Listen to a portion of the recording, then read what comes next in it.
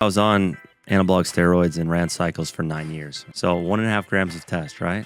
Threw that in as well. Is that an exaggeration, or does your head actually feel pressurized? Feels pretty pressurized. How long did you hold on to those gains? And do you think it's possible for people to hold on to any remains of the gains that they got from anabolic steroids? My body weight dipped down to about 210 at the lowest from 250. Lifting was my entire life. Everything else got cast aside. I don't necessarily regret it, but I would have done things differently. I can't convince someone not to do it. If I tell an 18-year-old and he's completely convinced, it's not going to matter. I guess you're also, at least at the moment, kind of a good example of somebody that did roll the dice and kind of won. Pet Project family, how's it going? We have an amazing episode for you today with powerlifting legend Pete Rubish. You may be familiar with his motivational videos where he's been seen deadlifting 700, 800, 900 pounds with a massive amount of ferocity. But today we have more chill Pete on the podcast. He's been off PEDs for a few years, and he talks about his experience now utilizing nothing and training pretty much totally natural. He also talks about his Tren use in the past and how interesting and potentially dangerous of a drug Tren is, along with his experience utilizing PEDs for 9 years from the ages of 20 to 29. Now, once again, we talk about PEDs a lot in this episode, so we do not suggest that anyone go on performance-enhancing drugs, and it is something that you need to have massive amounts of thought before you think of doing that. If you're listening on Spotify or Apple, we'd love if you'd help the podcast grow by giving us a rating or review, 5 stars. And if you're on YouTube, subscribe to the channel, like the video, and enjoy this amazing podcast with the legend, Pete Rubish. It's a long time ago, guys. We're a long time ago. Yeah. Oh, man. Yeah. What in the hell's going on, Pete Rubish? Everything. Life's changing. Just getting older, and I'm a washed up meathead now. You know? Yeah, you and I were talking about like lifting light and like doing bodybuilding stuff and getting like a pump. Yeah, things are so shitty now. I know. It's that the heavy weights are no longer a thing as much. I mean, I still push myself, but it's a lot more bodybuilding work, a lot of isolation work compared to before. So that's changed a lot. I'll still bench twice a week, squat once a week, deadlift once a week, but a lot more lateral raises, curls, things like that. And, you know, we talked about these are muscles I never trained before. So it's all kind of new to me. It's kind of fun. Just something different. Yeah. A huge transition too, away from performance enhancing drugs. And did you have some sort of moment where like Jesus came down and he had a conversation with you? He's like, you need to come back to the good side. You've been on the dark side for a long time. Like, what happened and what led to some of those decisions? Yeah, so I mean, I was on anabolic steroids and ran cycles for 9 years, right? Started when I was 20, and then up until 29, that's when I came off. So I just done a meet. I tried a pretty big cycle. It was the biggest cycle of my life going into that meet. So the last 2 weeks, this wasn't during the whole duration of the cycle, but the last 2 weeks I was doing 1,500 milligrams of testosterone enanthate.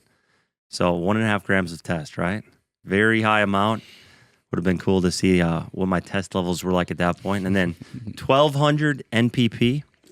So 1.2 grams NPP on nandrolone. What's NPP? Oh, that's... It's like the short, fast-acting version of Deca with less sides, I think. So it kicks in quicker. You don't get all the bad sides you get with Deca.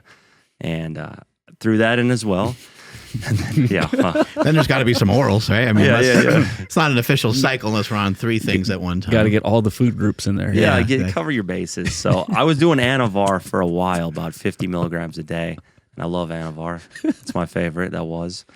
And then at the end, I came off that and did Halo testing because I tried to combine them. So I was trying to do Halo and Anavar at the same time. And the liver toxicity was way too much to handle. To the point like you would take it and within 30 minutes you want to throw up because you couldn't even sit up. I'd be laying on the couch and I'd just be like, I feel awful. I feel like I'm gonna vomit. The heartburn's nice. Oh, it's just so much. The heartburn wasn't too bad, but the blood pressure too, where your head feels like it's gonna explode. Yeah, it was really healthy stuff. You know. Let me ask you this: is that an exaggeration, or does your head actually feel pressurized? Feels pretty pressurized. You get a headache like legitimately 30 minutes after the Halo testing. So you get the nausea because your liver is it's under serious stress. And I was taking too much. The last 2 weeks I tried to go 40 milligrams of Halo, which is an absurd dose. Wow. You want to do about 20.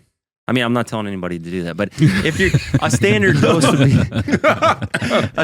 dose would be 20. You just broke Nsima. Yeah, I know. I was like, I'm not condoning this, but Made his gorilla mind go down the I wrong was pipe. like, I'm not giving advice here. Fucking lost.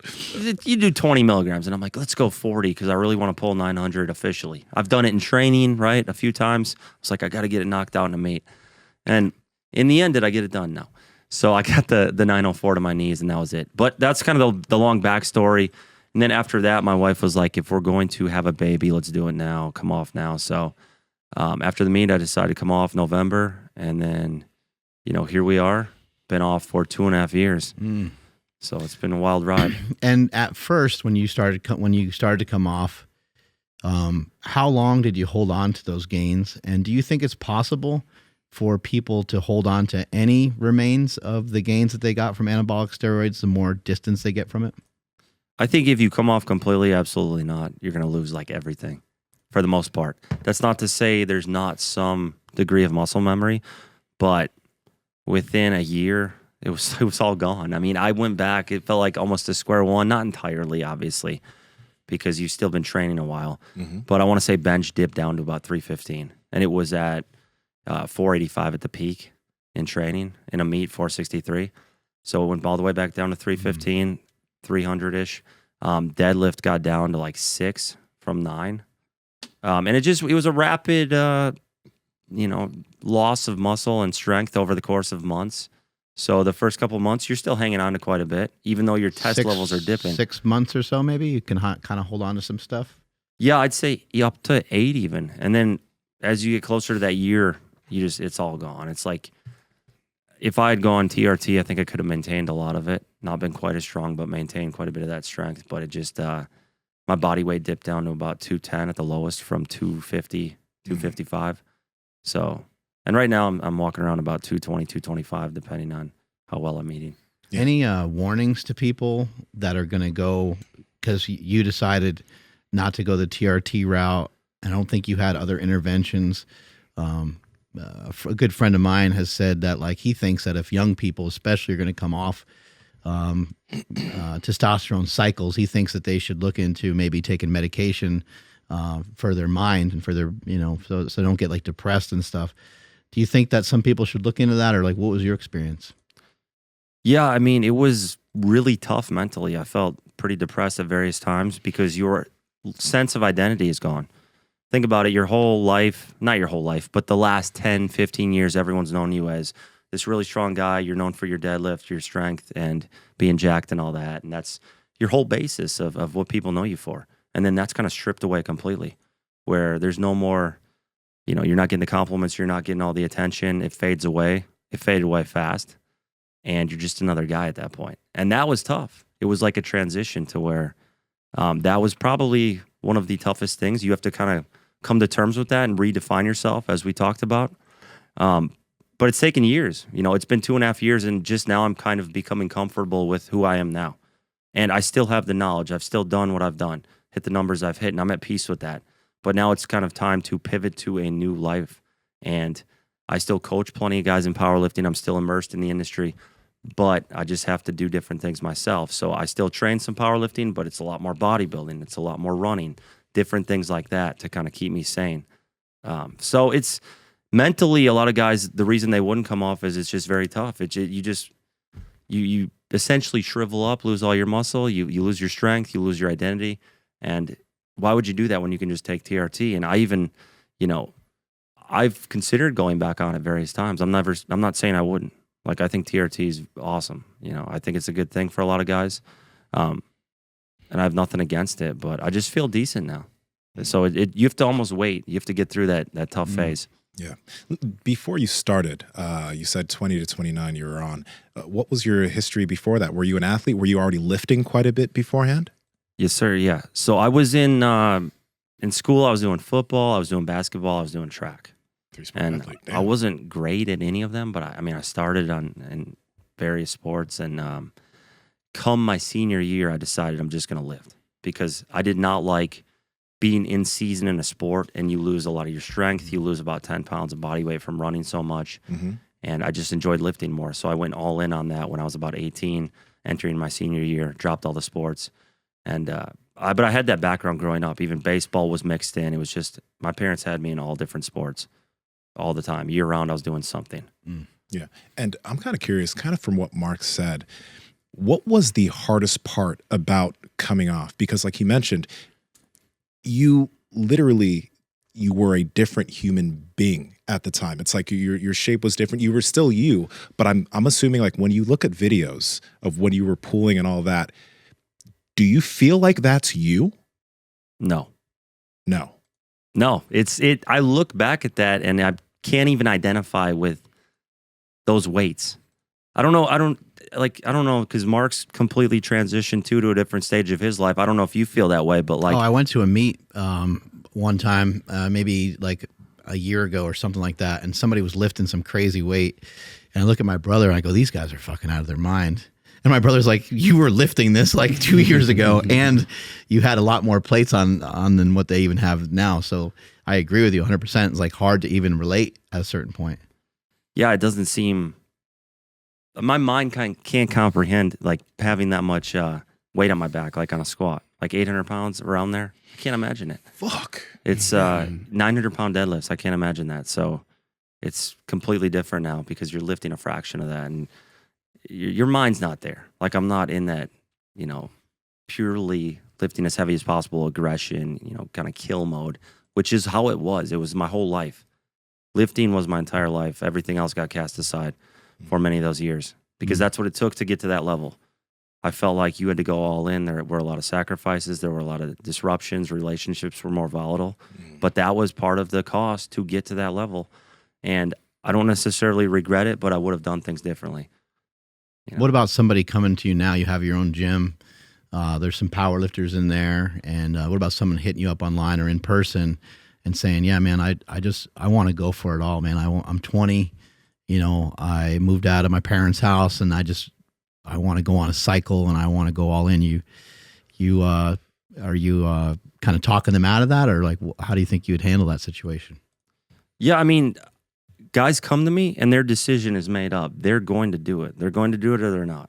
And I can kind of lead them on a path where they do it more responsibly, or where I think you'd get more out of it this way. Because if we look at like a John Hack, the very moderate dosages, cycling off, that sort of thing, he's milked his gains for more than if he were just blasting right from the beginning. So I think that's a smarter approach. I wish I would have done it that way. So I try to tell them, like, we can do this more efficiently. You don't have to go to Tren right away or something like that. But I have guys who come to me and they're like, listen, I don't have anything going for me in my life. I don't have a relationship with my parents. This is all I got. I'm going for it. And I'm like, I completely respect it. I get it. Like, this is their life and that's it. They're going for it. And who am I to tell them, like, no, you got to be more, cautious, when I went just as hard. It's like, that's what they want. They're going all in. And I don't necessarily have a problem with that. So it depends on the circumstance, the context of it. But normally, yes, I try to tell guys, like, if someone comes to me 18 years old, which happens, and they're like, I'm ready to jump on. Like, just wait a little bit. You haven't even optimized your training yet. Like, give it even 2 years. Wait till you're 20. Things like that. Or just, let's start out with a very moderate test dose. So I try to steer people properly rather than, I can't convince someone not to do it. If I tell an 18-year-old and he's completely convinced, it's not going to matter. Yeah. So I try to share my experiences and be very open. But I feel like that almost helps people more when you're like, this is how you need to do it responsibly. Maybe wait a little longer, cross that road, down the line. I guess you're also, at least at the moment, kind of a good example of somebody that did roll the dice and kind of won, because you got a lot of the lifts that you wanted, and now you're having a different life. You successfully have a child, a 1-year-old kid, right? And so I think some people are like, well, look at Pete Rubish. It's reversible, like some of the damage that you might have done. Did you get blood work done when you were taking stuff? And have you seen like more recent blood work? Have you seen some drastic changes in what's going on? I had a few panels done when I was on cycle, but not many, because I kind of wanted to bury my head in the sand and not, you don't want to see, it's going to be awful. Yeah, you get one and you're like, oh, wow, that's really bad. I'm just not going to really ever do that again. Yeah, and is it really going to stop you from taking stuff when you see that, oh, my cholesterol and all that's out of whack? No, you're going to keep doing it. So you almost view like, what's the point? So I don't have a lot of data from that time frame, but it's something I've really, kind of gotten into in recent years. And there were a few boxes left unchecked in my career of what I wanted to do. I wanted to pull 1,000 in training, never quite got there. Got 920. Wanted to get that 904 deadlift officially in a meet, never quite got there. But I'm at peace with that. I look back, it was a good run. There were a lot of good numbers, 2,100 total. And now I prioritize health more. I prioritize my family. I think it was a natural transition turning 30 where I'm like, I need to be here for my family. I need to be as healthy as possible, be able to spend as much time as I can with my wife and, daughter, and just take care of them. So, and I've seen as well, we got to remember, like, I was training at the same gym as Dallas McCarver, 2 different states. Ooh. So when he was a young up-and-comer, we were the same age, actually. We were about 6 months age difference apart. He was in Kentucky, in Lexington, Kentucky, with Matt Jansen training at Lexington Athletic Club. I was there. I'd see him around. I, would go to Matt's house, hang out. And then they moved, ironically, this is complete coincidence, they moved at the same time to Knoxville as I did. So we were all at Maxed Out Gym. And Dallas would come in about 1 p.m. The gym would be pretty empty.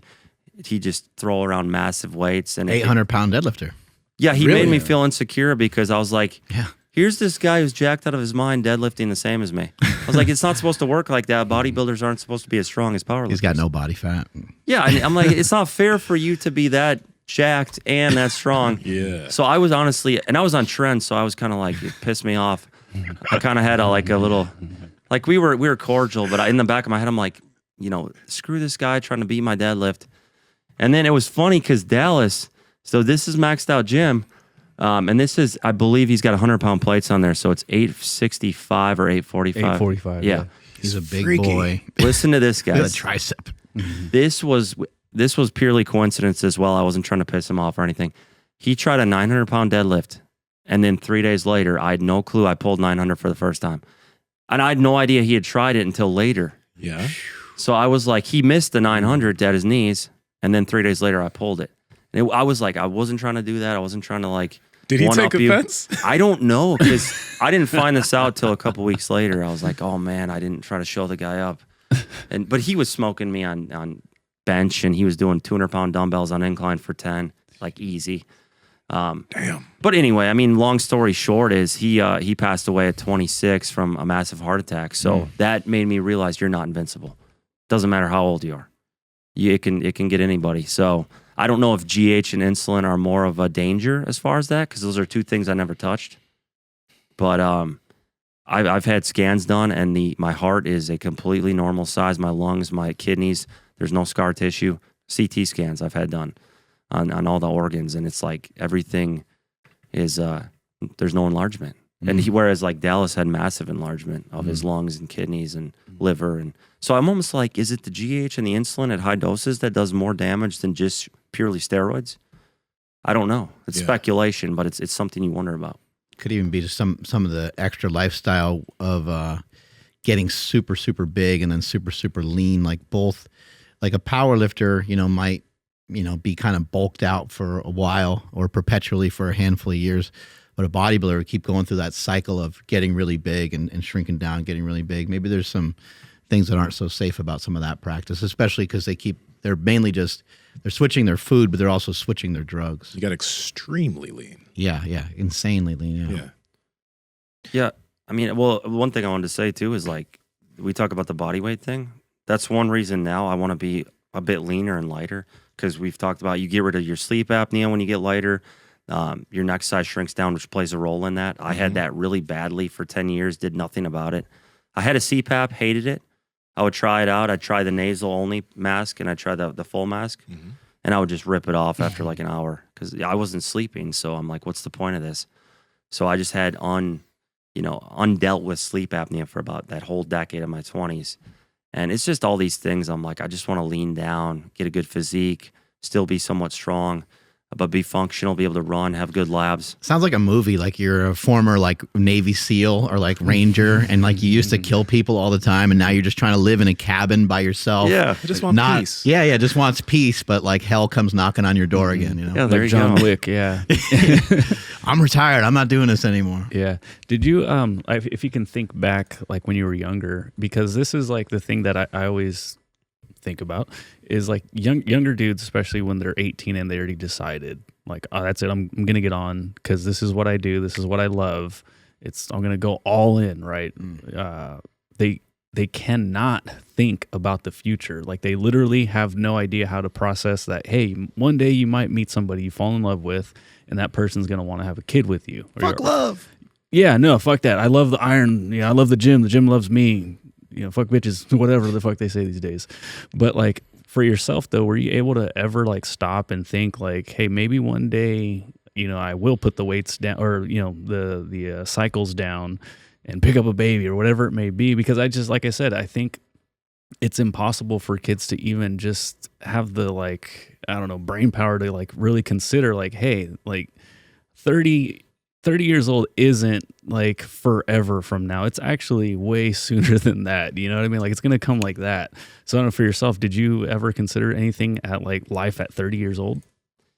Long story short, no. I mean, I couldn't see that far in front of me, even though it wasn't that long. It was just like you're living in the moment. You're only focused on the next total, the next meet, the next goal as far as that goes. Everything else is secondary. So, I've been with my wife now for about 8 years, and there was a lot of volatility early on in those early years where we would fight all the time. And, it was just very combative with being on Tren, especially. And that's why I always joke. And I'm like, yeah, my wife banned me from Tren a few years ago. She's like, I never banned you. I just said I wasn't going to stick around if you kept taking it. I'm like, okay, I'll clear it up. But so, God damn. She literally was like, okay, you can take everything, whatever you want, just not Tren, because that led to so many relationship issues. Make you super irritable? Super irritable. Like I couldn't be around kids and stuff. It was just, they make me mad. It's just, you get annoyed all the time. You're like, if it's not quiet enough and people are laughing. Look at you walking around so carefree. I'm like, why are people trying to talk? And in your defense, kids.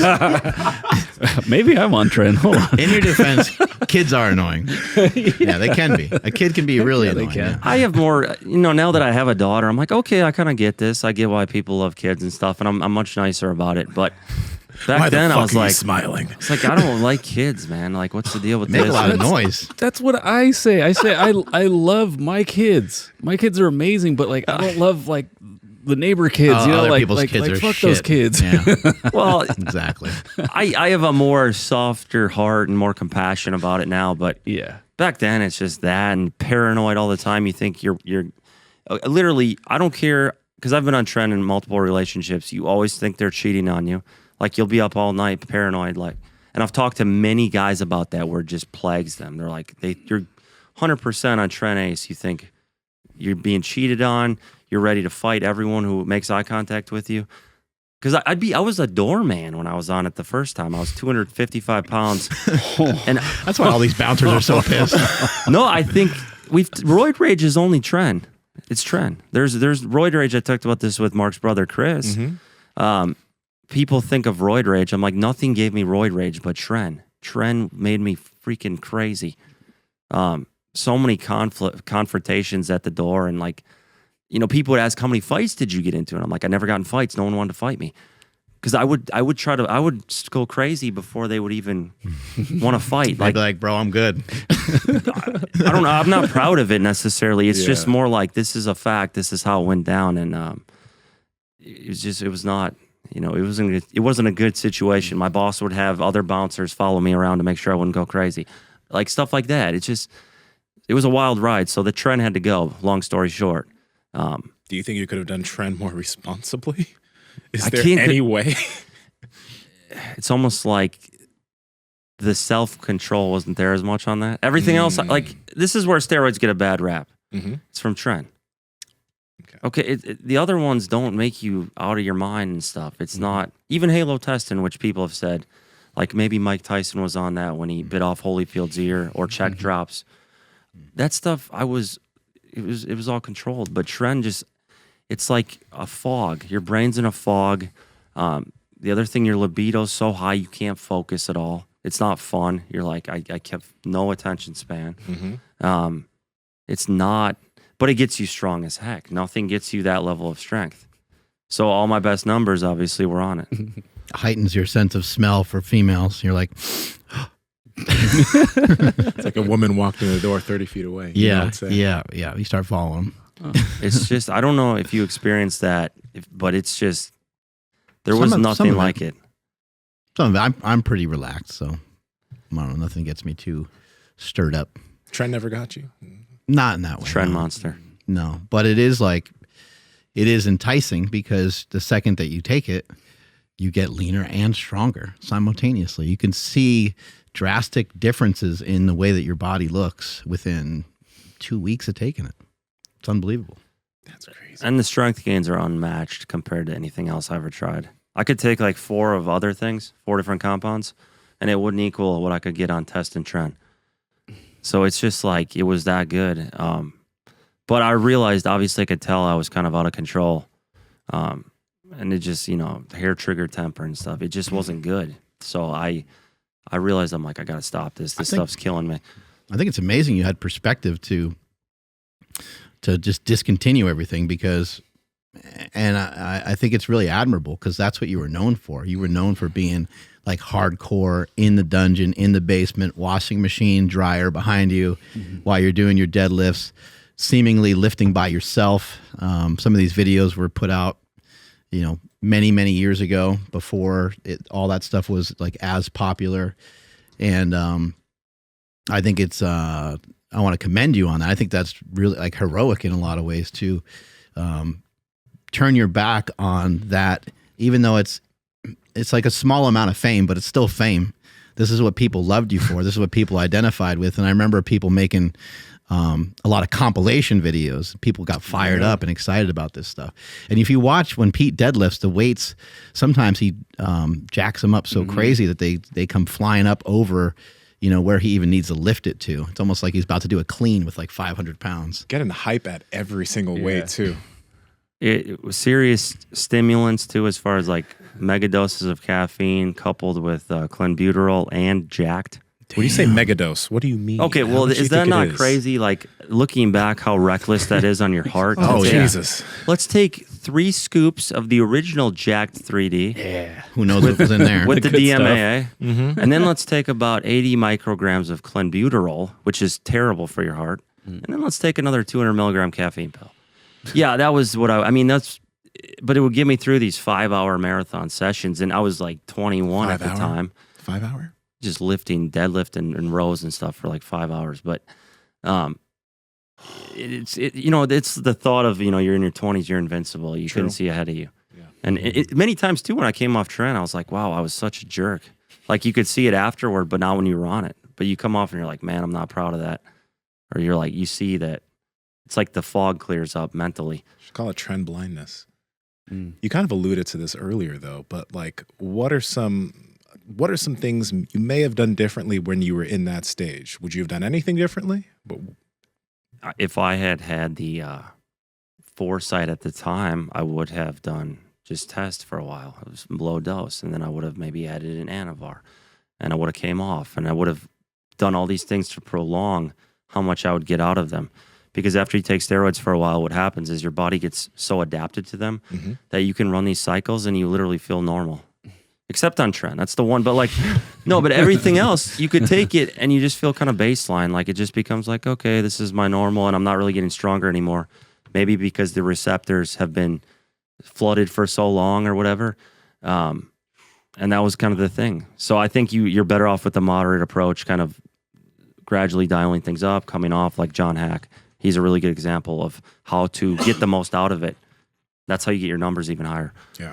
People probably have some questions, the people that are watching video-wise, seeing maybe some videos of you doing some of these rows, or if they just check out any of your old videos where you're doing these rows to increase your deadlift. Maybe people have some misunderstandings of what you're doing. Pause that for a second, because that's the sickest squat, some of the sickest squats I've ever seen in my life, but just pause that for a moment. When it comes to the row, some people, might think that you're like jerking the weights around and it's not going to be as beneficial and things like that. But, why were you rowing that way? Is that something you picked up from somebody else, or where did it come from? I think it was kind of just a test to see how much can I row. And honestly, look at it. It's more of a hybrid of like a row deadlift. But I just was always trying to challenge myself with different feats. like the 500 for 15 squat. It was like high bar, bare knee, beltless. And I just wanted to see how many times can I get 500 with no belt, no sleeves. That's wild. And it was high bar. And I still don't know too many people who have done that under those circumstances. And it was just a challenge, 405 for 25 kind of deal. Same thing on squat.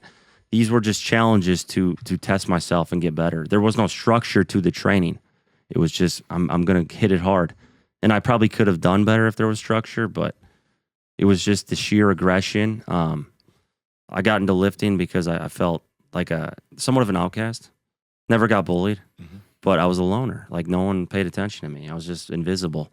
And I just wanted to show people I could be something. And girls didn't give me any attention at the time.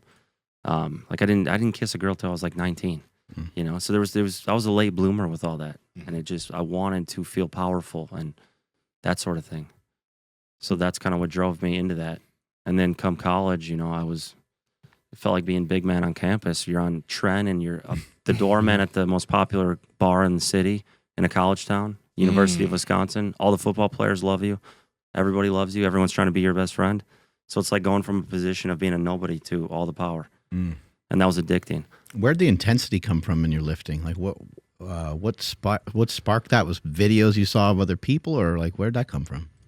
A little bit of that, because I was kind of competing in a semi-friendly manner with Chris Hickson and George Lehman. Like we were all about the same age, and we wanted to be the best. We wanted to see who could pull weights the fastest, who can pull 405 the fastest, who can lift the most, along with just feeling like overlooked in high school, not cared about or anything. And that motivated me. That made me this crazy kind of aggression where I just was like, I had a chip on my shoulder because I felt like nobody cared about me. I mean, I felt like my parents did and everything, but I just felt ignored by all my peers. Do you still lift with aggression nowadays when you're lifting, or? Absolutely not. No. I can't. It's almost the satin sheets thing. Your life becomes too stable and things get good. And then I'm like, I don't have the passion to go crazy anymore. I can't call upon that if I tried. I mean, even on testosterone, even let's say I had high test levels of 2000, I still wouldn't be able to do it. There's nothing that can replicate the hunger of when you don't have something, when you're coming up, when you're fighting for something, or you're at a low point, or you've gone through some things. That hunger cannot be mimicked if life is good. Yeah, you got a lot to prove, and then your deadlift might be doing pretty good, and you might do a meet, and your squat sucks, and then people are like, oh, well, he can't squat. Then you bump that up, and you show other people, right? But it's always a kind of like almost like an internal battle that I think we sometimes don't always realize from the get-go that you're going through. But Andrew, if you can bring up that clip. So one of the reasons why this is like, I don't remember exactly how this played out, but I just remember you did a squat and you nearly died. And then you went up in weight and you nearly died again. But you made both squats. And then you went from like 633 or 639 to like 661. And I was just like, that's absurd. Like he got killed on those first two. He got completely smoked. There's just no fucking possible way that he's going to get this next lift. And you killed yourself again on that one, but you made it again. And I was just like, holy shit. Yeah. A lot of resilience. Well, I didn't bring because this was the first time I came out to Sacramento. I believe it was 2013. And I didn't even bring a belt. I was going to go beltless. And then Ernie Sr., he talked me into wearing a belt. Ernie Lillybridge Sr. was like, you got to wear a belt. Come on, you'll lift more. I was like, all right, fine. So I borrowed, I think it was Ernie Jr.'s belt on those squats. And I didn't even know what low bar was at the time. We just did high bar. And I didn't know what knee sleeves were. They weren't really a thing back then. You just either did wraps or you didn't wear knee sleeves. So I didn't know about any of that. So I thought high bar and no knee sleeves was how you lift. And I really preferred beltless as well. But I just borrowed the belt, and I think I had done, I don't even know in training, but I just wanted to push it. And I remember that squat. It was crazy. I just leaned into it all back. And that's how most of my squats were. Backyard meet of the century. Yeah, that was the most epic meet. That was, and there's been a lot of big meets obviously since then, but that meet felt like what put raw powerlifting on the map. There was nothing I can think of before that to where, I mean, we had Urbank, we had Lehman, we had all the Lily Bridges, Hickson. Brent Willis. Everyone forgets about him. I don't even know where he's at now. But that meet's just like, that started it all. It felt like Derek Kendall. I don't know if he was there. Yeah, Might have been he before was, his yeah. time. Yeah, that meet was crazy. In the warm-up room, there was like Dan Green. broken Oh, plates. shit. I remember like a plate broke and shit, and like there's just Stan weights Efforting. Yeah. flying around. It was wild. And the reason why it was called the backyard meet of the century was because people were just like talking shit about the contest that I was running. They're like, oh, these are like bullshit meets. These are like backyard meets. So I was like, there it is. We got the name of the next contest, the backyard meet of the century. And then everyone just came out of the woodwork for it. I didn't really necessarily plan that, but the Lillibridges signed up and Dan Green and so forth. And it just became this epic battle on the platform. Yeah, I don't, recall any meets that just, and people look back too and they say like in that era, it was just different. It was before social media. There was no Instagram back then. Mm-hmm. So it's not like anybody was necessarily lifting to get popular or famous. It was more we all just loved throwing around heavy weight. Whereas now it sometimes feels like it's kind of dumbed down to where it's like social media content is why people lift. And I mean, there was YouTube, but nobody was cared about powerlifting to the extent they do now. It wasn't as big. And it just felt like a more pure time frame to where we were all just trying to throw around as heavyweight as possible. And that's what it came down to. It wasn't about growing followers and such. So that's kind of a nostalgic period to look back on. Pat Project family, we love beef on this podcast. We talk about it a lot. All right. We love our meat. But sometimes eating the same meat all the time can get a little bit boring. That's why we partner with Good Life Proteins, which also has certified Piedmontese on their website. But sometimes you might just want to eat some chicken or fish or duck. Duck. Who eats duck? But you can eat duck. That's why if you go to goodlifeproteins.com, you can select their Build-A-Box options and input all the proteins you want. Then you'll select subscribe and save to save money on all of your meat. If you enter code POWERPROJECT at checkout, you can save up to 25% on your subscription. That means you're going to be saving 25% on all of that different meat that's going to be heading to your door. Once again, head to goodlifeproteins.com. You can enter code POWERPROJECT and save up to 25%. Links are in the description box below, as well as the podcast show notes.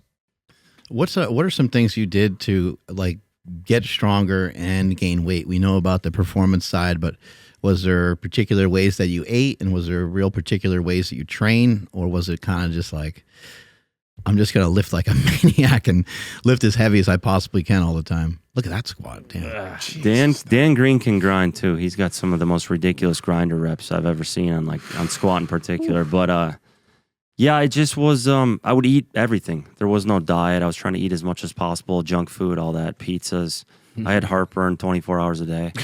I was drinking, the big thing I was known for, guys, was I would get the fruit juice. I would have a half gallon of fruit juice. He has reviews of fruit juices on his YouTube channel. I was known for it. Like the Simply Lemonades. I'd have Yeah, let's go. Yeah. Separated at birth, perhaps. Simply Lemonades, though, the blueberry and all those. I just drink the blueberry's whole good. thing in a day. And Why are they so heartburn easy all to night. take down?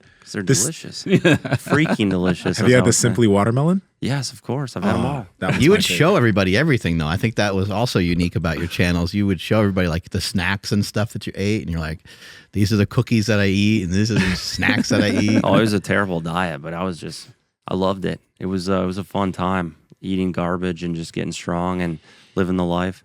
So training wasn't too structured. Like I said, it just was kind of, we're going to go heavy on deadlift a couple days a week. And I didn't really like benching because I sucked at it, and I'm going to bench a couple times, but that's it.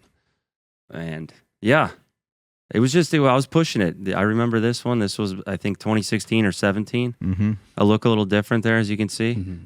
Definitely on Tren. All neck and back. Yeah, I had that shaved head almost. Dog, your neck is fucking huge. There we go. We got the fake washing machine and dryer in the background. I still have those now, too. Yeah, I I have gave you those, right? Funny. yeah, I've got them in the back of my videos on YouTube now. So I saved it and everything. But yeah, it was just a different, look at how different we all are in this part. It's like, how much have things changed in 7 years? This is an example. And you can kind of see, like, that's the one side effect I always had with steroids was I would get acne, and you can kind of see it on my arms. Not a good thing, and I still got the scars. You know, it's not bad now, but that was one thing I always dealt with anabolics. My skin was not forgiving. Are there any lingering effects from what you did that you know of other than the acne? No, and the acne hasn't been a thing in years. I took Accutane at one point, a very low dose, 20 milligrams for 6 months. I got it, of course, from like a research chemical site because I wasn't going to go to a doctor and do it. Mm-hmm. So doctors prescribed like 80 milligrams of Accutane. I did 20, and I did it for 6 months, dried out my skin. Never really had acne again after that, and then it's obviously the scars have all faded a bit, but I still have some scars. Did you notice any side effects from Accutane? Yeah, it dries the heck out of your lips. Your lips will be, there's nothing you can do to get them back to normal. And this is at 20 milligrams. Whew. It will smoke your lips to the point they're just dry all the time. How about like joints and stuff? I've heard that it could kind of like mess that up too. Yeah, at 20 milligrams, that was fine. I think when you get to the 80 milligram prescribed dose and that kind of stuff. So I did think that worked pretty well, and it tasted terrible. And then, but that was the only side effect. I never got gyno, was never prone to that. And then, nothing too serious. You switched over to some running recently? Yes, sir. Yeah, so I've been running now for about 3 months. And then I was running last year quite a bit. Just kind of a different challenge to complement the bodybuilding / physique type stuff. And you're healthier, like doing cardiovascular exercise. So my whole powerlifting career, never did cardio. Thought it was stupid. Why would I do that? Who cares about health and all that? And now I try to do it almost every day to be healthy, get better labs, get my weight down because I want to get rid of the sleep apnea, shrink a little bit, lean out. I haven't been super lean in a long time, so I'm trying to get, pretty lean. Because that'll help. Obviously, the lighter you get, the heavier you are, the more burden on your body, muscle or fat. So if you get as lean as possible, you can correct a lot of that stuff. And that's one of the things with running. And it's also a different challenge. Like, especially now with test levels of, say, 300-400, I'm not going to lift what I was when it was 2,000. Like, I know this. It's a different comparison. So I still lift and try to do as much as I can, but running offers a different challenge too, where it's like I have never particularly enjoyed it. It's a challenge. It's something I can do to push myself. And I need a challenge at all times. I need something. So I do this thing now. I'm like, I'm going to run a half marathon every month. That's what I've been doing. I haven't even talked about this at all, but I've done 2 of them now. I plan to do it every month, try to get a little faster time. And it's brutal, but it's like, I need that challenge. I think a lot of us are geared that way, where even if it's not lifting, we need a challenge at all times of some kind, whether it's jiu-jitsu for you, whether it's running for you. Like, we all have something where we need that push. And for a while, it was weights. It was hitting maxes, and now it's these other things. So it's a natural progression for people. But I think most people get lost when they don't have a challenge. We all need a challenge of some kind, something difficult undertaking we're after at all times. And I feel like that makes us better as people, makes us better fathers, better friends, better husbands, all that. But I feel lost when I don't have a significant challenge I'm undertaking. Did you not have one for a moment? Yes, I've had a period even here when I came off of where I was kind of lost. Like, what do I do now? Who am I? A lot of questions deep down, like, who am I? I'm not that big anymore. I'm not anywhere near as strong. What am I doing? And so it's just now it's like I want to build a crazy physique. I want to, try to run a marathon. Again, I did it when I was 15, many years ago. And I just need something new to push me while still trying to be the jacked runner, like biggest guy possible out there, the most muscle. Did you ever think that you weren't going to be able to maintain muscle when you started getting into running? And at this point, how long have you been running? So now, it's been about 2.5, 3 months where I've been consistently doing it almost every day. And my peak mileage, like the other week, was 40 miles, which is a pretty high amount. The longest runs I've done are about 13.3, just over a half marathon to secure that. Yeah. And it's complemented the lifting well because I'm doing all that. I'm definitely weaker. Don't get me wrong. It will make you weaker if you're doing extensive amounts of cardio. But when you're trying to lean out and build a nice physique and doing a lot of lateral raises, curls, stuff like that, it really helps, supplement that to where I'm getting leaner, my physique's looking better. Yeah. This is something that I think is really interesting as we were talking about in the gym. You mentioned that when you were peak powerlifting, 20 to 29, you weren't really doing accessories. You were just doing your big powerlifting movements. But now that you're doing accessories, you've been gaining muscle in those areas that you weren't ever isolating. Yes, so my whole powerlifting career, it was all compound lifts, all squat, bench, deadlift. Maybe we'd throw in back extensions or hamstring curls, stuff like that I think would help my deadlift. But I wasn't doing isolation movements. I wasn't training my arms directly. Never did lateral raises. And now I've really been implementing that the last few months. And I think there's going to be a huge payoff because I'm already seeing more development in those areas. It's completely foreign muscle groups, foreign exercises. And I just want that, you know, a good physique and to be healthy. And, you know, I'm interested in, like, I want to maintain pretty decent numbers. Maybe let's say 325 bench minimum, let's say a 600 deadlift and like a 500 squat, while trying to get down lean and have a VO2 max in the 50s.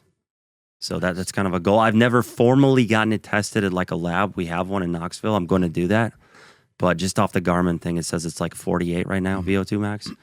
And it takes a lot of work to even move that like 1 point. So I'd like to get breaking to the 50s, and that's another goal. Do you find it that it's maybe not as motivating to lift, or do you like the way you're lifting now? It's not as motivating to try to like push super heavy. It's very taxing, obviously. But I just like seeing the physique changes more than anything, like feeding off that. And I'm still, like I said, I'm benching heavy twice a week. I'm deadlifting heavy once a week, and I'm squatting heavy once a week. So that'll kick the day off, and then I roll over into the accessories, and I'm doing crazy high reps of 20, 30, 40 rep sets of push downs, curls, lateral raises, and just trying to bring up those weak points that have never been trained. Because I always had a big back and big neck and traps from powerlifting. But that was it. My quads weren't even big. I didn't do much for those. I just squatted. I didn't try to grow my physique at all.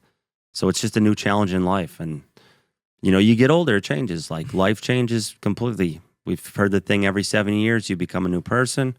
Your interests change. You shift your mindset. I mean, we can truly right now look at where we'll be 7 years from now. We have no idea.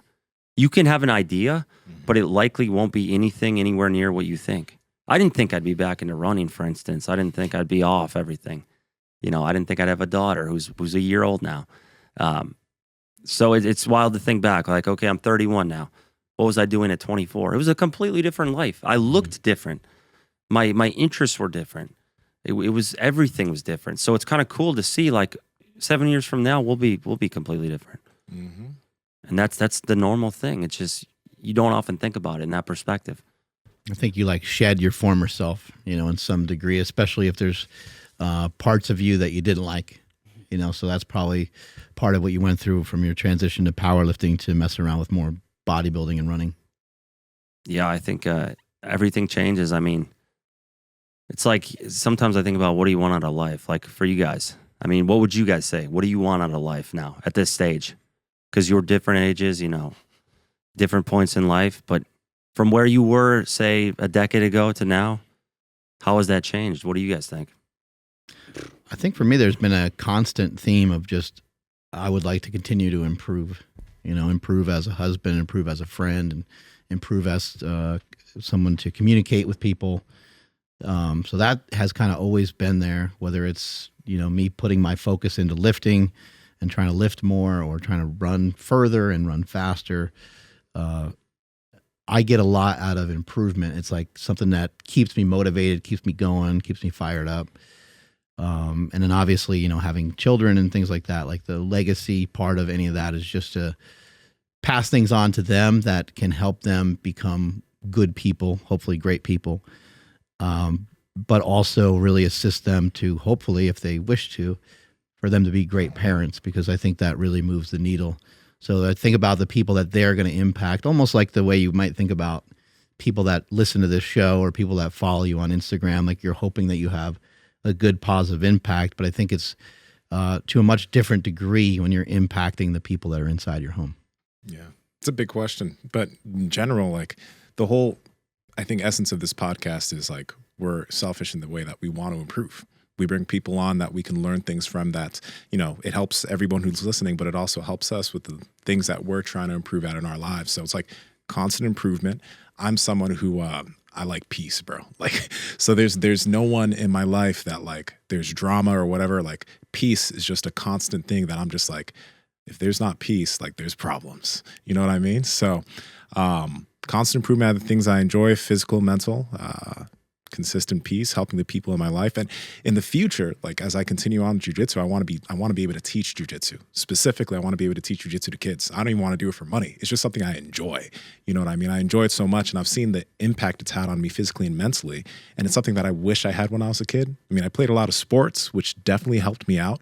But just what I've been able to learn from this in the past few years, I think it can be so powerful for youth. So I want to do that at some point. But yeah, that's like, if we're gonna try to cement that in, that's some of that.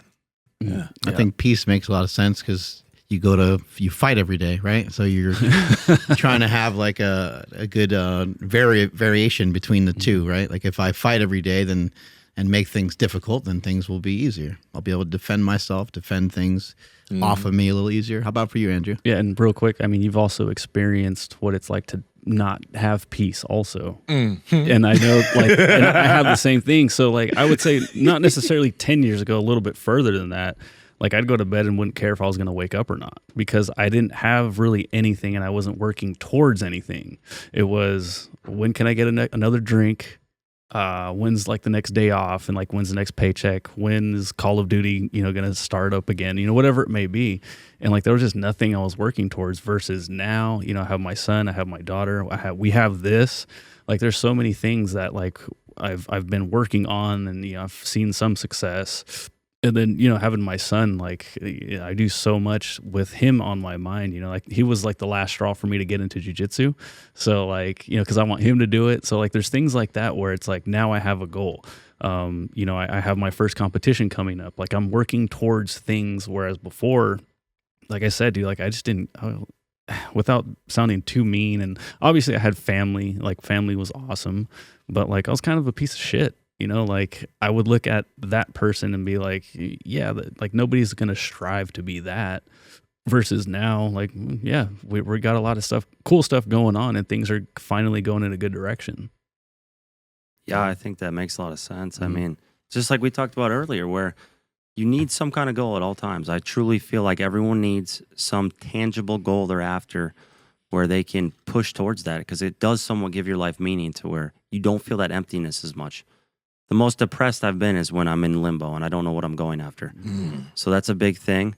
Obviously, kids help with giving your life a little more meaning. That's been a big change for me, where it's given me more, again, a sense of purpose. But we got to have a goal. And I've been listening actually a lot to Andrew Huberman talk about dopamine. Everybody knows Andrew Huberman. Yep. And he talks about the dopamine thing, where you accomplish a goal or you get done with something, and then there's a big dopamine drop where you're almost in a state of somewhat depression for maybe a few weeks upwards of.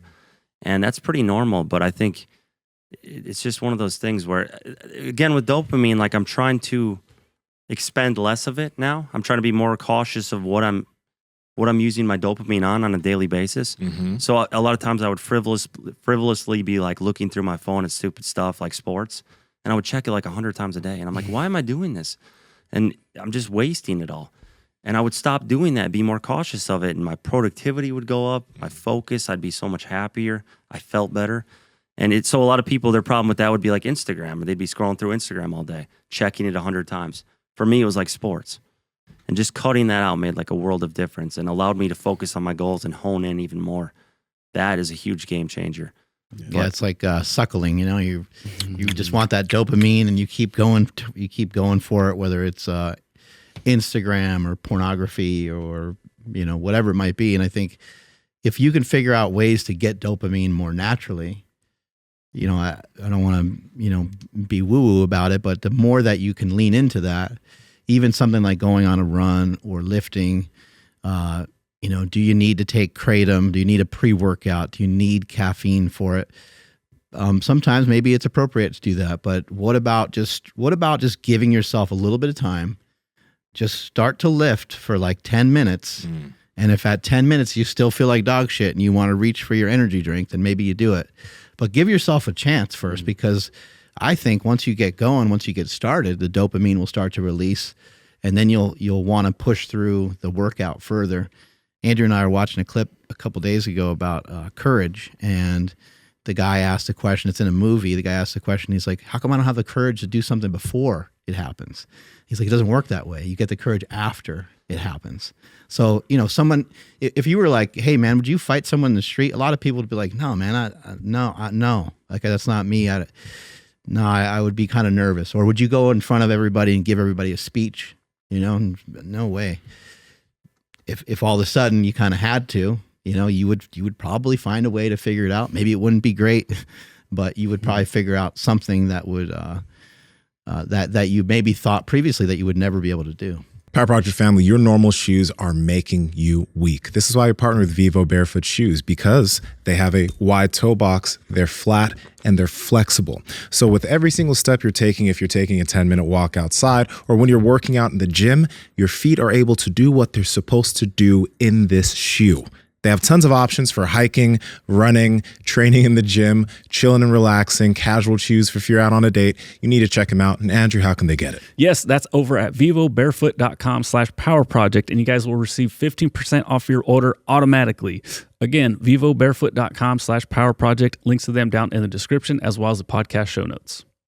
Yeah, that makes a lot of sense, because that's another thing Huberman has talked about, where everything starts with action. He's like, motivation doesn't just happen first. You have to initiate the action, everything else will fall into place. And he said that's one thing Goggins has done a lot of in his life, where he will simply just do something and then the rest of it comes later on. Like the motivation, the push, you just have to, he's wired in a way where when he sees something difficult, he's just going to attack it.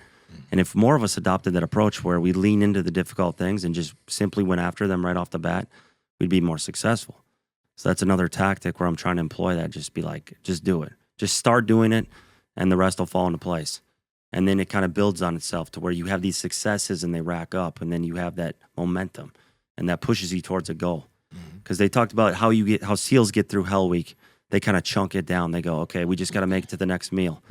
So Hell Week being 5.5 days, they sleep about 2 to 4 hours total. Ooh. The guys who make it, he said, are the guys who are like breaking it down into 6-hour increments, because you have to get a meal. They have to feed you every 6 hours. So the guys who go, I just got to make it to the next meal. And then they get done with that one. I just got to make it to the next one. And they stack that up. Same as like an ultra marathon runner in a 100-mile race. You go, I just got to make it to the next aid station. Then you get to 20, and then you get to 28 or whatever. You just keep stacking it up. That's how you get through something that difficult. So that was kind of a cool thing that I was like, it makes perfect sense. But yeah, I think too, the cutting out, things that inundate you with massive amounts of dopamine is big. He said like cocaine gives you 10 times more dopamine hit than normal. Working out is 1.5 times. Like sex is 2 times. And like even honestly with pornography, I haven't watched it in 4 years. Cut it out 4 years ago completely. Hey, amen. Why? I think it wasn't even like super controlling over my life. Obviously I would watch it, but I wanted to stabilize my relationship more. It was something, obviously my wife didn't want me watching it, and I felt like it aligned too with like my religious beliefs to not watch it. Like being a Christian, it's like I can't be doing this. And it's not to say you're not going to sin, like I cuss and stuff too, but you try to align yourself in a better lifestyle to where you're an example of that. Because here's the thing with religion, whether or not someone's religious or not, if you're going around saying I'm a Christian, but you're setting a poor example, that makes you look like a phony.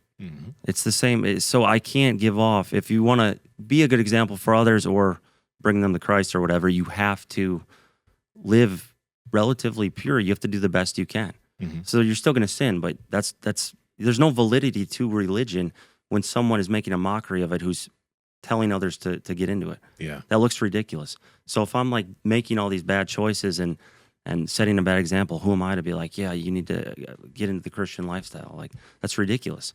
Yeah. So it's just, it's hypocritical in a sense, for one. And I just felt like I would be able to focus better too by cutting that out. I feel like that's one of those things that pornography makes you scatterbrained, and you're getting these dopamine hits, and you're always like, the temptation's right at your fingertips, literally. Bang. Yeah, it's these things you got to cut out, and just they will make you better. You'll be more productive. You'll be more efficient. You'll be a better person. Yeah. And so that was just mainly the thing there. There were numerous reasons, but held strong with it. I think people think there needs to be so much like, no pun intended here, but I think everyone thinks there needs to be so much like spice in their life, that everything has to be like entertainment. Everything has to be pornography in a way. Everything has to be, like so like flavorful, and it doesn't have to. Like there's a lot of things in the day that aren't that way. Just like taking out the garbage. There's a lot of like things to do around the house. There's a lot of shit that you need to do that. I mean, imagine if you were thinking about like taking out the garbage and you were like, I need my pre-workout. I'm gonna dry scoop my pre-workout and then take the garbage out. And taking the garbage out is something that's, you're like, oh, this kind of sucks. You take the garbage, put the garbage in the bin and take it out to the street or whatever. But like once you put it on the street, and as you're walking back, you kind of feel good about it. It could be the smallest fucking task. Could be that you're cleaning out your closet or you're cleaning out your garage or just any of these things. I think that we sometimes think that things need to be like more glamorous, or they need to be, again, you get super attached to the phone because there seems to be so much going on there. But anyone who's tried this before, if you have any absence from your phone, if you do some fasting away from your phone, what did you miss? You missed fucking nothing. Yes. You never really miss anything. Have you noticed that? Like if you just had a couple days where you're really low in terms of how much you're watching on your phone, you don't feel like you miss. And even if you miss something, somebody else is going to just send it to you anyway. No one cares about you. No one's going to message you. Yeah. Don't worry about it. I feel notably better. Yeah, no, I feel like if I do a fast for my phone, I feel notably like better, more clear. Mental clarity goes way up. Productivity goes way up. You feel less depressed. You feel, not to say you're depressed all day, but you feel almost just a euphoria of like, I don't know, it sounds so crazy, but I've tried content this. knowing that you have what you need. Like I think you try to go to the phone for other shit that you think that you need that you probably don't need. And I think it ties into what we talked about with the dopamine thing. You're getting these constant little dopamine hits that mess with you. It takes away from actually getting that from things that you actually have to put work into. So if you get a dopamine hit from running, from lifting, you kind of earn that, But if you're just getting it from checking your phone and getting like seeing something or seeing likes, that's not really, you're not doing anything for that. It's not deserved. And the funny thing that everyone can relate to is like, there's a period of time, especially when you're using your phone a lot, that you notice like when you go to your phone, you pick it up, your fingers automatically go to that place. It automatically go towards Instagram or YouTube. And you're like, I wasn't even trying to do that. I wasn't, your body. Subconscious. Exactly. But when you do start to fast away from it, when you do start to try to actually use it less, there's going to be one day where you open it up and then you scroll and you're like, wait, why am I doing this? And then you put it down. Right. And then that becomes the norm where you start to be more present and aware of what you're doing rather than moving on autopilot and wasting your time. Well, a lot of life is spent on autopilot by many people. And we get into that point where you realize every day is passing you by. You're like, okay, my daughter's only going to be this old once. It's going to go by like that. So trying to be more present in the moment, that's one of the huge things I've tried to do more of, to where I'm like, this moment in time is going to be gone. We're only getting closer to death every day. We have to realize that. But being aware of that, we can maximize what we're doing. So that's another thing that I really try to employ more. And I'm not perfect about any of this. I backslide too, just like anybody else. But it's little things you can think about. Most people are just walking through life, spending their life on autopilot. They don't have challenges, no goals. They're lost. They feel depressed. They don't know what they're doing. And it's these things you have to be aware of. The more aware you are of everything, the better you can fight it.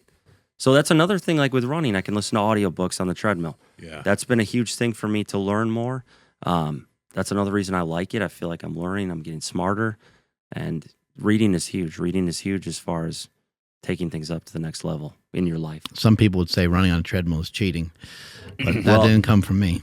In fairness, all of my long runs have been outside. When I do the half marathons, they're on a trail. Oh, treadmill is actually dope because the incline is fucking real.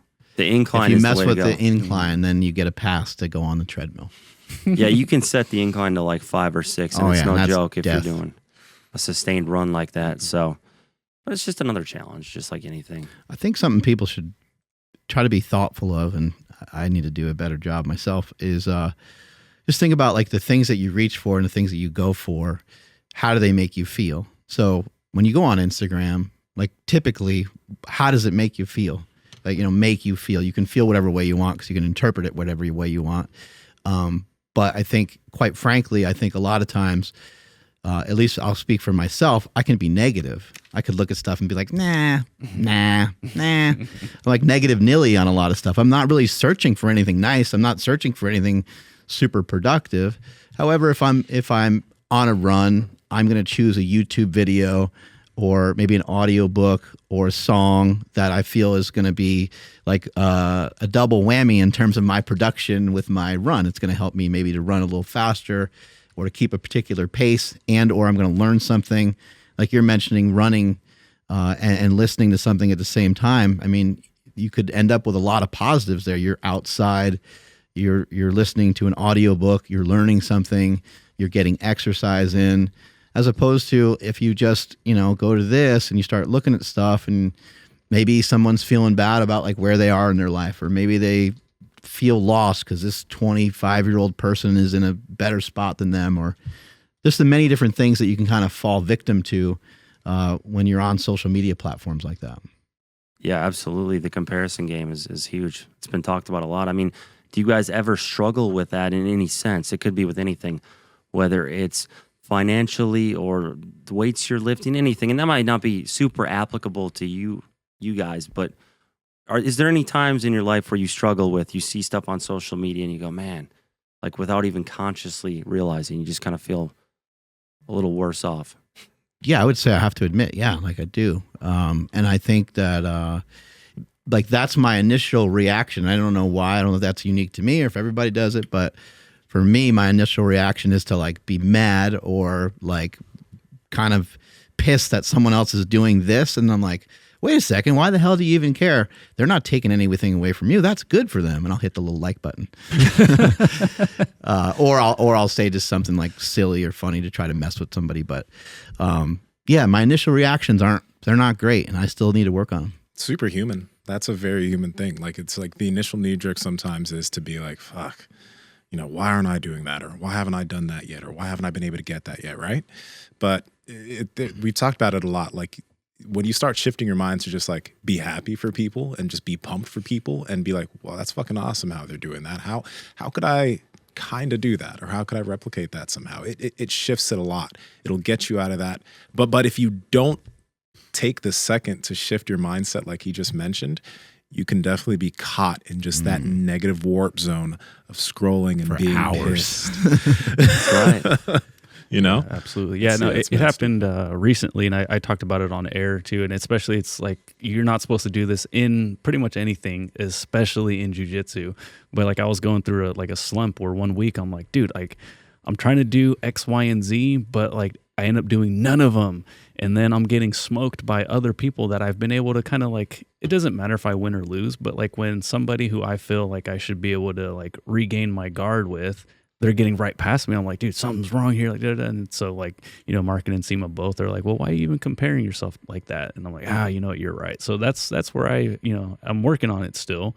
And thankfully going through this now, like throwing it right in my face. I'm like, no, I'm not comparing. And it's like, you are. I'm like, fuck. All right. Yeah, you're right. So yeah, that's where it's hit me recently. Let me ask you this, Pete, actually. Why have you chosen not to do TRT? Because you mentioned your test is like at 300 to 400, right? So there's probably a lot of people who are like, just do TRT. Why have you not?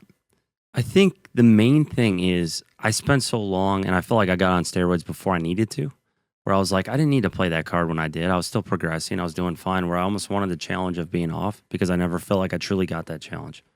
Because I got on it so early that I was like, did I ever push myself to the point I could have and see my natural abilities? And that was it initially. And then I think I got to a point where you check your testosterone levels a dozen times over 2 years and they're never above 4. And you're like, okay, it's not going to get back to that high, where maybe it's not even potentially possible to push things that heavy. And I just felt good, being off. I feel good. I don't feel, my libido's not low. It's not crazy high either, but it's good. It's normal. I feel good on a daily basis. I have good energy. I sleep well. I haven't felt like I needed it. I didn't feel like my quality of life was suffering at all. So that's a big part of it. And then just knowing that I can play that card if I want to later on. I have a good doctor who's literally 2 minutes from our gym, and I can go down the street and get, I'd probably say I just want 100 a week just to start out. And that card's always there.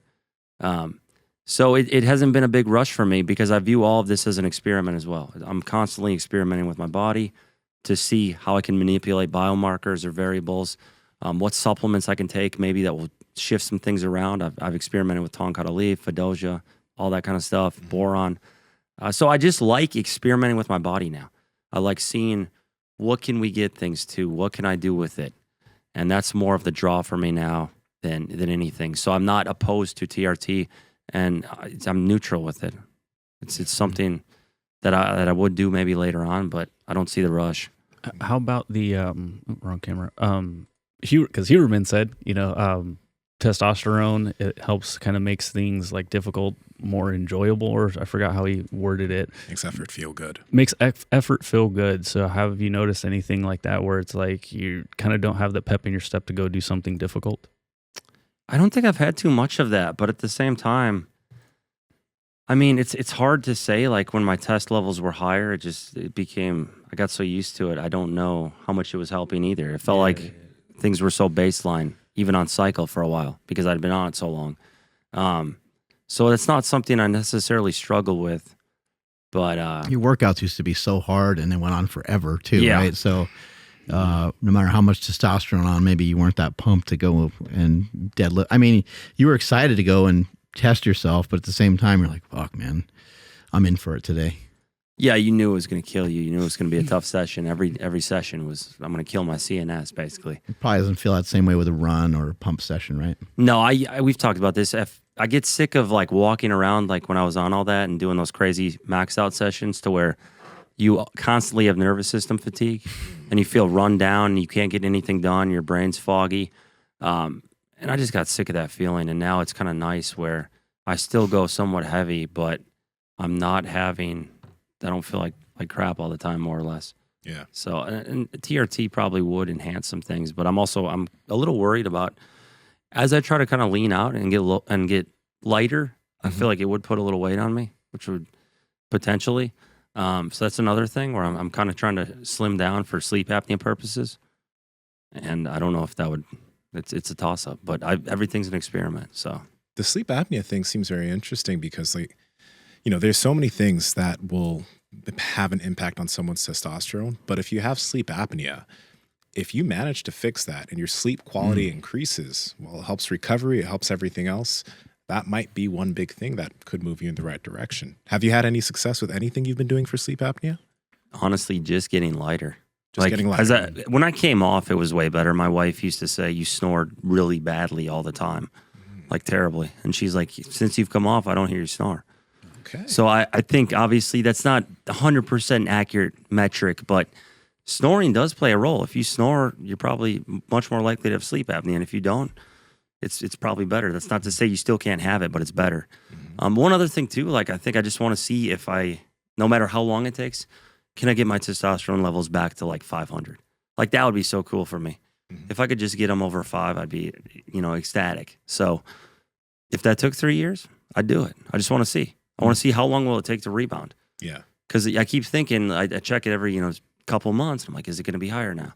And it really hasn't been. It kind of goes back and forth. But I'm wondering if at some point I'll have kind of a breakthrough.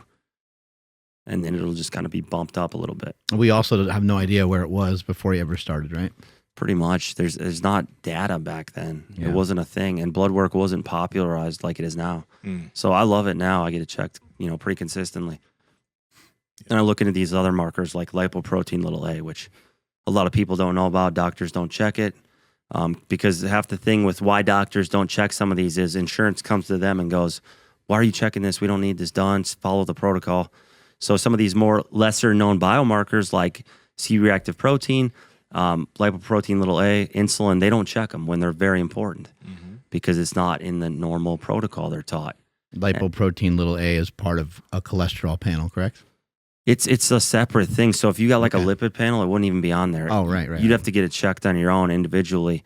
It's like a separate biomarker. It's been kind of linked to early cause of heart attacks. It leads to a higher chance of thrombosis, so clotting, stenosis, narrowing of the arteries, and then also atherosclerosis. So all of that goes up significantly if you have lipoprotein(a) elevated. And it should be under like 75. Mine was 262. It's entirely genetic. So they have shown like exercise doesn't lower it, diet doesn't lower it, nothing they've really found lowers it, and it's so new. There's like PCSK9 inhibitors lower at 30%.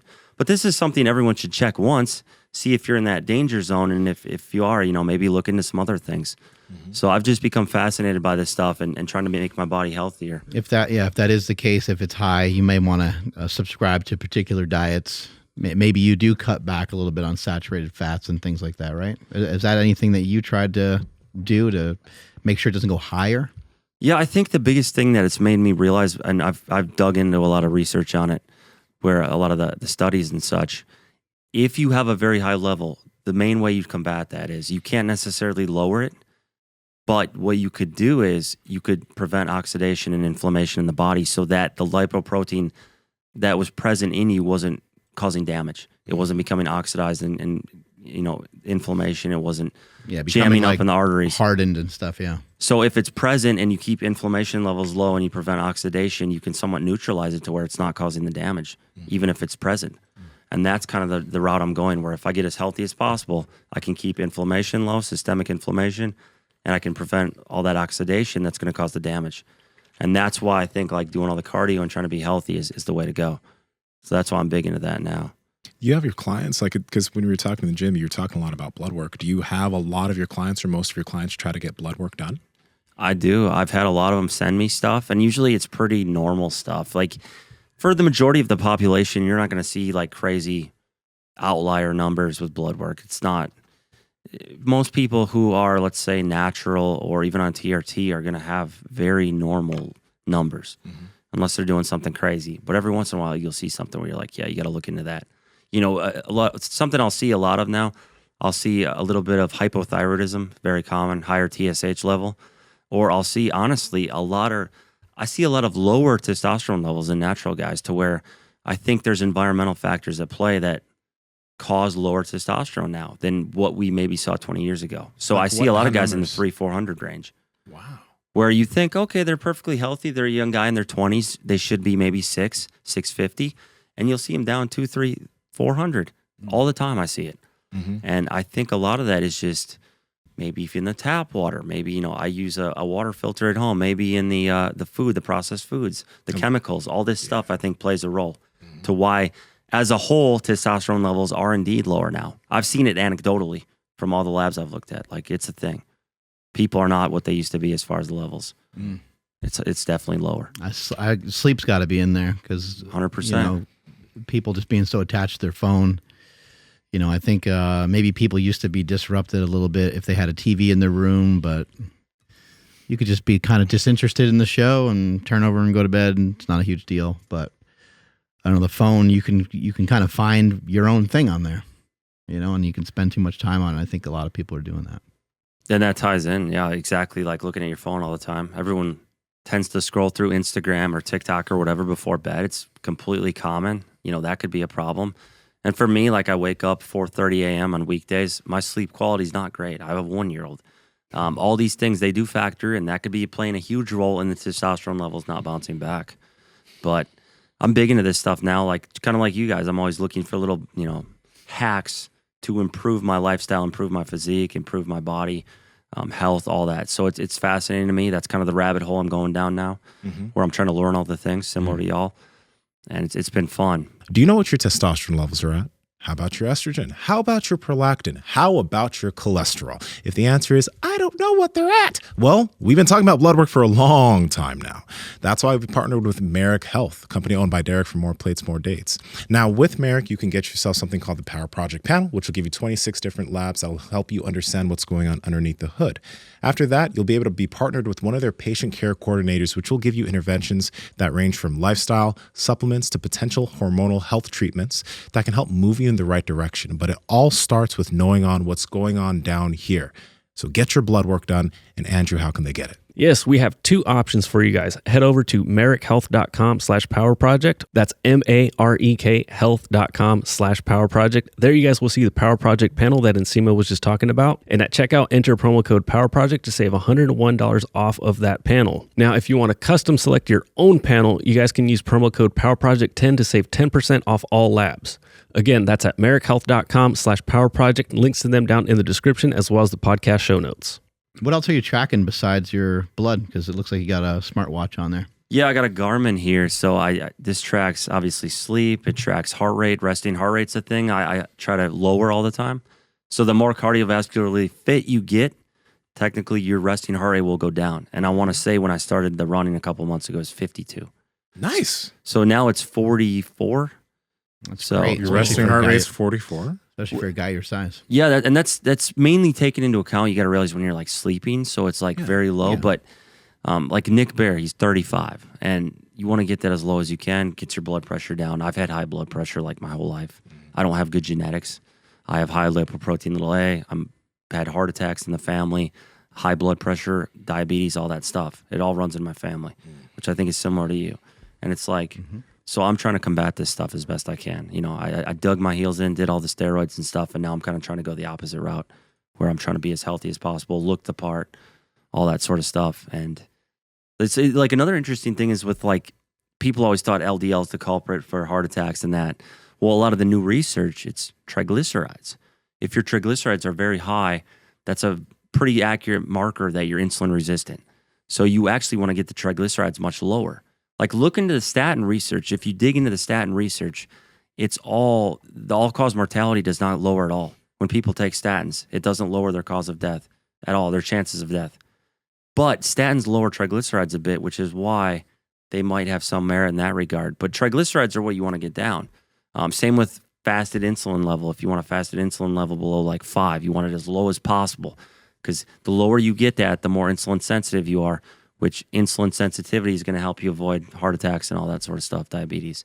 So these are kind of the things I'm just like, I love reading about and studying. So what are you personally doing with your nutrition now? It's just beef and rice every day, do some eggs, and then I do still throw some things in at the end of the day. And that's why I'm like, okay, running, I can somewhat justify my diet of having some things, but it's not what it used to be. It's not like entirely trash and processed foods. All I drink is water.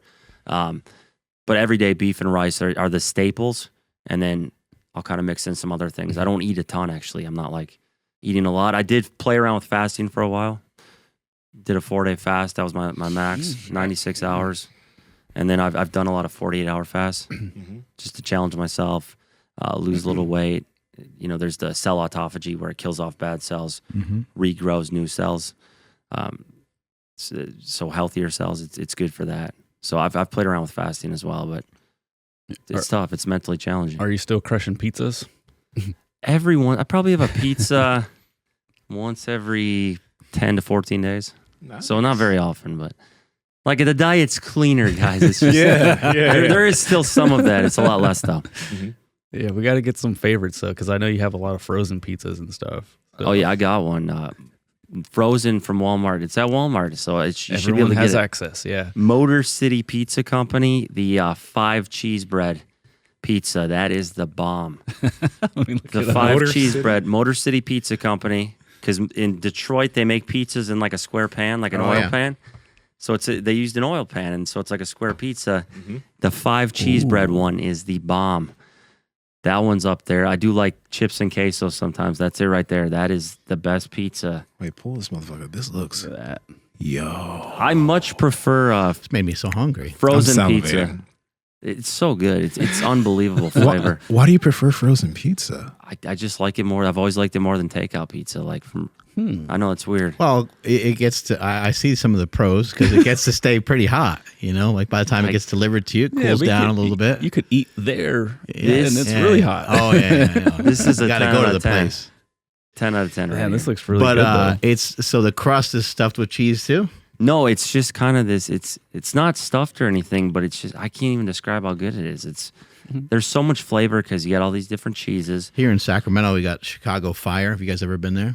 No, I think I've gotten it No. DoorDashed once. Yeah, Chicago Fire is pretty amazing. And then they have like a stuffed meat pizza. Oh!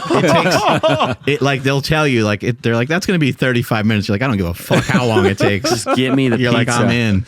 It's the most ridiculous thing. Like I'm gonna you try to eat, DoorDash it. if you eat one of those, it'll just clog everything up. You'll die right there on the spot. My mouth is so wet. I'm so hungry right Got to now. stuff dog. something in there. You know, you introduced me too many years ago to Pazookies, and those are the bomb. Oh, yeah. I can love Pazookies, and we can't get them in Tennessee. I have to go to Nashville for Oh that. yeah, There's Pazookie. one. What did we go to? BJ's, right? BJ's. BJ's Brew House. They have one BJ's in makes Nashville. good pizza too. Yeah, they have that. a really good deep dish. a Pizookie. I The forgot about cookies those. and cream Pizookie. That one is the really bomb. good. The confetti cake too. They just have a new one. Confetti cake.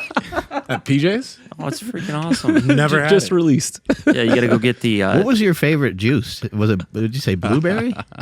blueberry lemonade was up there. There were a lot. I've tried all the juices, guys. So, I love some juice, but I think the blueberry lemonade was number one. How do you feel about Welch's? It's all right. Oh, It's it's not. just all right. I'm simply Like was my grape? go-to. I'm not a big grape guy. No, the grape kind of burns your throat. It's Yeah. very sweet. Yeah, It's very like sweet. overly sweet. Cherry juice too. Straight up cherry juice from like Wisconsin. Delicious. That stuff's phenomenal. Yeah, I was. That's a mango lemonade. Right Look at I there. don't. Who is this guy? Like, you know what I'm saying? Like, what in the heck is going on here? I look at this and I'm like, was that me? This brand pineapple juice though is really fucking good. I Trader know that Joe's. That's Trader Joe's? Yep. Oh, there's a Can bottle. you even grow a beard anymore? I when it starts getting itchy, I'm just like, I'm done. You're done This with is the longest it gets. I don't deal with the itching like that. That's ridiculous. But yeah, it's so weird to look at myself there and I just feel and look different. So So much food on the counter. You're just like got everything close by, within hand's reach, so you can stay big. yeah, that was Mambo Italiano, Screaming Sicilian. You might be changing a lot of people over to frozen Called it. pizza. Frozen pizza is really. I just would demolish this stuff all the time, but I used to be a fan of Red Baron frozen pizza. they're good. That Red one's Baron's really good. Yeah. I was okay. Yeah, he saw some of that. Yeah, Damn, now I want pizza next, man. It's been a minute. it's like the days going to the Arnold. Yeah, we're fucked. We're ordering pizza after the show. Pizza's been talked about too much now. Do you guys still go to the Arnold? Did you go this year? We didn't go this year, but I've gone for many years in a row. But It's yeah. not what it used to be. No, you got Still. The cage is gone. All that stuff, like the animal cage, all that's way. gone. Yeah, they're done. They haven't done it, and COVID kind of shut it down. That's You've had right. opportunities to lift in there before. How was that? It was Seen you amazing. lift Did it in 5 there. times, but Animal now they dropped all their power lifters. I think for the most part, except for Dan and Andrew Herbert. But it was a crazy experience. There's more people at the cage than there were at meets. Yeah. Like you'd be surrounded Mm-hmm. for as far as you could see, people watching you. So that was kind of cool. Being in the prime time spot too. One year I got in like the prime spot, trying 900, and that was pretty fun. Like the Saturday at like 1 p.m. Like you're like the main attraction at that point. So that was awesome. A lot of good times there. Powerlifting's taken me all over the world. It's been fun. Like I look back and I'm like, I've gotten to go to places I never would have gotten to go. Tonon-les-Bains, France, which is the French Alps right by Geneva, Switzerland. Went there twice. Wow. Got flown out there. Went to Nova Scotia, New Brunswick, Portland, Oregon even. Like that was so cool. Hawaii. Just places like it opened so many doors to meet people coming out here. This was really the first major trip. I think the first flight I ever took was out to Sacramento in 2013, I believe. And that was the first time I flew. And just all these doors that opened, all the people I met, all the experiences, that's priceless. So I look back on that and it's been incredible. Awesome. I've gotten to see a lot of cool places. Going up to Lake Tahoe yesterday, that was amazing. Never seen that before. Like it's so cool. Who's the biggest freak you ever seen, powerlifting wise? You can name off a few if you need to. Biggest freak. Just like mutant, like you don't understand how they're that strong. I think in a way, actually, I got to give pay homage to Chris Hickson, because even though there were a lot of guys stronger, the sheer speed in which he could deadlift was another level I've never seen. He was so fast with anything below like 675 that it was just stupid. Like I couldn't make sense of it. He could pull 585 like a 225 warm up, and that level of speed was just I've never seen that before. So that stands out. Dan Green, he was pretty freaky. Like some of his peak lifts were just insane. The number, and he was massive. The muscle size he was able to build was He's nuts. massive. Yeah. His legs are ridiculous. He's up there. I'm not as familiar with the newer crowd now. I haven't been around these guys. I'm kind of out of the sport as far as that goes. Washed up meathead now, but just back in the day, those guys were kind of a different breed. It felt like. Yeah, Chris Hickson wasn't all that big. No. He was pretty thin. But the thing was, he was like still 260 because he was about 6'3". Yeah, he's tall. He's 6'3". Here he's not maybe 260 yet, but these were kind of, this is when he started taking Superdrol. He got an M-Drol. Oh, shit. Which you could order off Amazon. And it would give him, he got bloody noses every single time he lifted from the blood pressure of Superdrol. And this is when I was like, oh, screw this. I'm getting on steroids. It's like, this guy's blowing me out of the water all of a sudden. What'd you say it's called? M-Drol? Like, what's the deal with that? So it was a Superdrol clone called Superdrol. M-Drol. And it was, Amazon? yeah, you get it off Amazon. Right now? No, they Okay, banned I'm it many like, years ago. For a couple of years, though, you could get it, and it was more powerful than like Anadrol. You could get it off Amazon. He was one of the original hook grippers. Yeah, he was like the main guy. He was Yeah. before Kaler. Everyone thinks of Kaler. Yeah. Hickson was the first guy to kind of do it. Yeah, he had those big hands. He tried to show me how to do it. I'm like, my hands don't look anything like that. He had like huge hands. Yeah. They were dwarfed mine.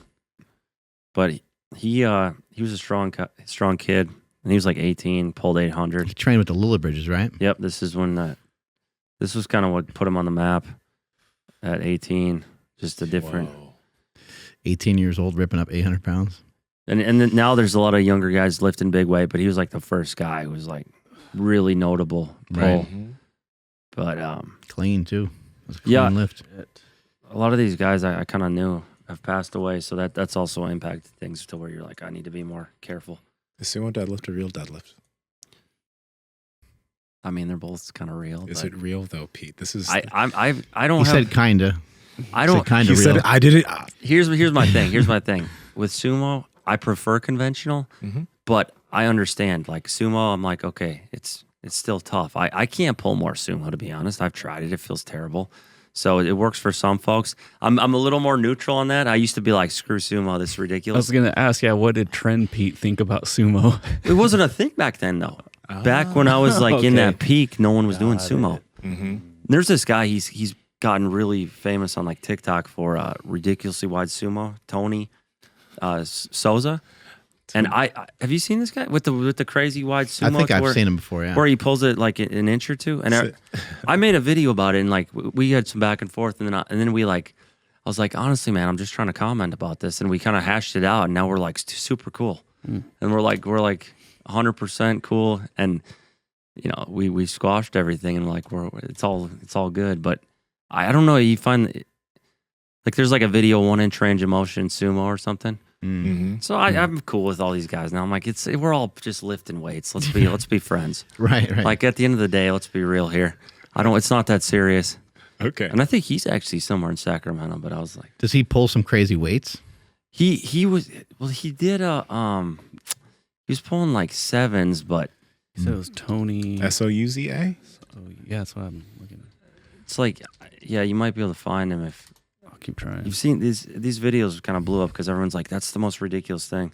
There's some people with those really wide bench strokes too, where their range of motion is shorter, right? It was the equivalent of that pretty much. So it was kind of interesting, but you know, I try to be cool with everybody. I'm not looking for Right. enemies anymore. Tony Vendetta. Yep. Yeah. Type in Tony Vendetta. I was going by his real name, yeah. Probably. Yeah. But he's I see what you're talking about. he's super nice though. Like I've talked to him and Gotta watch out you don't squash your toes with those kind of lifts. yeah, right? for real. Feet almost under the Yeah, plate. this guy, I think he is in Sacramento, and I he was gets like, his body way upright. Mm-hmm. and I was like, you know, at first because it was about a year ago, I was like, this is ridiculous, and then I'm just like, honestly, I don't even care. Like he did a meet, and I think he did 600 at the meet, so it was obviously a lot different with calibrated plates and like, but. It's interesting. He's got to move his feet almost out of the way because the bar's bent as he picks it up. Is that? I wonder if that's a he kabuki does. bar. It looks a little longer even than a Texas deadlift. Maybe it's not. But you get a lot more whip with the wide plates out to the end and non-calibrated. Right. So that's why you can do that. But if you throw calibrated on, it makes it so much harder to break out the floor. Andrew, can you go to Kenny KO's page real quick after this video? Yeah. Because there's a video Kenny made, and it prompted a response from Lane Norton, who it's on Kenny's Instagram, but maybe it's Kenny on his, KO has pissed off everyone. it's on his He's Instagram. made some enemies. It's pretty great because the reason why I asked you this, Pete, I was curious what your thoughts on the sumo deadlift were, because you know there's a whole meme where people are like sumo deadlift isn't a real deadlift, and when I pulled deadlifts, I mean I pulled 7 conventional, but I pulled sumo. It was my main deadlift, right? Okay. So is this the video? Yeah, play That's this. the first one. Is that I him? saw. That's Tony? Yeah, I think Did that you was need audio? him. Yeah, play the audio of this. Let me. If you See that's our Tony? guy. I think that's our guy, Tony. Yeah, Lane made a response, and he was very angry at this whole idea. But it's kind of Sumo deadlifting is cheating. Boy, did that video garner quite the battle back and forth between the conventional deadlifters and the sumo deadlifters. Really, the only argument I need for sumo deadlifting being easier than a conventional deadlift and why sumo does not count and should not count in any regard is it is a shorter range of motion. It'd be like if I went onto bench press and instead of doing a full rep all the way up, I just went halfway. And I still counted that as a full rep. Same exact thing. It's a shorter range of motion when you do sumo deadlift versus conventional. And majority of the time, people are gonna be able to pull more weight doing sumo than they will conventional. And even if you look at Chris Bumstead, he said himself that sumo does not count. Is sumo really cheating? Yeah, you know it is. Yeah, it is. It really is. Just in general. In general, it's just so easy. Anyway, I think when it comes to like the range of motion thing, if you start arguing about range of motion, then you're going to argue about like someone's arms being longer and someone else's arms being shorter, somebody having an unfair advantage in the squat, and then with bench press we see people arching and getting a shorter range of motion. It's just, it gets to be ridiculous. I think they're both lifts, and whatever the current rules are, let people just roll with that.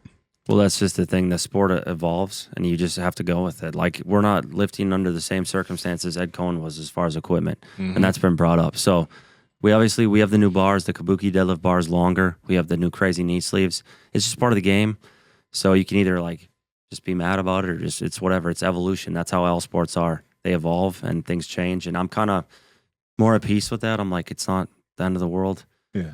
Obviously, maybe things were a little tougher in my day or maybe in Ed's day. But it's like, that's just how it goes. So whatever. Andrew, take us on out of here, buddy. Alrighty, thank you everybody for checking out today's episode. Please drop those comments down below, hit that like button, subscribe, all that good stuff. Follow the podcast at MB Power Project all over the place. My Instagram is at I am Andrew Z. Nsima, where are you at? Discord's down below. Pete, this was a good podcast, man. That was good. Thank you. Yo, guys, let us know what you thought about this. At Nsima Inyang on Instagram and YouTube, and Nsima Inyang on TikTok and Twitter. Pete, where can people find you? Just search YouTube Pete Rubish. You'll find me. RUBISH. I'm at Mark Smelly Bell. Strength is never weakness. Weakness never strength. Catch you guys later. Bye.